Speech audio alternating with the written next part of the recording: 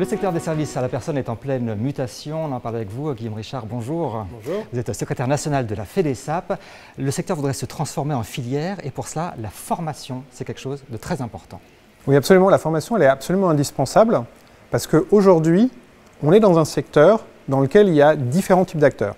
Il y a les salariés qui sont employés par des entreprises ou des associations et puis il y a les salariés qui sont en direct ou qui sont employés par les bénéficiaires finaux, nos clients finaux, par l'intermédiaire d'entreprises mandataires ou d'associations mandataires. Et les obligations qui pèsent sur les uns et sur les autres ne sont pas les mêmes. Ainsi, un particulier peut décider d'employer n'importe qui, indépendamment de son niveau de formation. Ce qui fait que votre vieille maman âgée ou votre enfant peut être gardé par une personne qui n'a absolument pas les compétences, mais qui peut juste être sympa ou fiable ou machin. Or, dans notre métier, et si on veut que notre métier soit reconnu, il faut impérativement que ce métier ne soit pas uniquement accessible par des gens qui ont du savoir-être, mais qu'il faut aussi reconnaître tout le savoir-faire. Et il y a plein de choses qui s'apprennent. Et donc, il y a une nécessité impérieuse de formation. Et donc, l'idée générale, c'est de dire que l'on soit salarié du particulier employeur, que l'on soit salarié d'une entreprise prestataire, qu'on soit salarié d'une association prestataire ou mandataire, quelle que soit la forme d'emploi, il faut impérativement que 100% des salariés du secteur soient formés ou aient un diplôme ou une expérience qui soit validée. Et ça, c'est impératif si on veut faire reconnaître un niveau de formation et si on veut pouvoir dire qu'une auxiliaire de vie qui travaille pour l'entreprise prestataire est équivalente à une auxiliaire de vie qui pourrait travailler en direct. Aujourd'hui, elles peuvent s'appeler toutes les deux auxiliaires de vie. Il y en a une qui est formée, qui est diplômée, qui a des compétences techniques reconnues et l'autre qui n'en a pas. Et c'est ça la vraie problématique.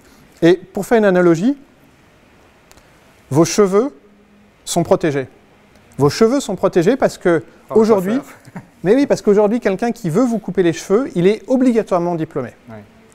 Par contre, votre vieille mère âgée ou votre enfant, lui, n'est pas protégé parce que n'importe qui peut proposer ses services, peut vous proposer les services pour s'occuper de votre vieille maman âgée ou peut proposer ses services pour s'occuper de votre enfant.